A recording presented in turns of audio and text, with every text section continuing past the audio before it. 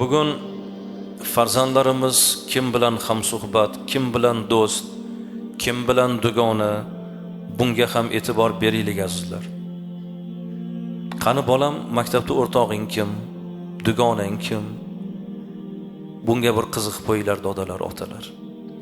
Payg'ambarimiz alayhissalom aytadilar: yaxshi hamsuhbat bilan yomon hamsuhbatning misoli mushka ambar sotuvchi bilan temirchining bosqoniga o'xshaydi.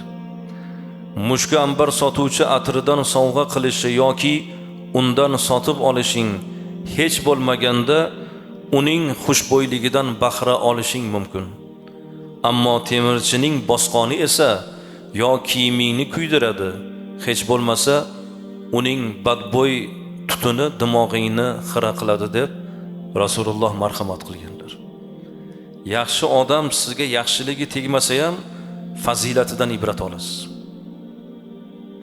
Yomon odam yomon yo'liga tortib ketmasa ham bizni fitratimizga, o'y fikrlarimizga ta'sir qiladi.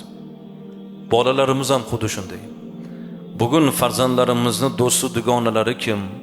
Ular kimga ergashayapti? Ahli solihlarga ergashayaptimi?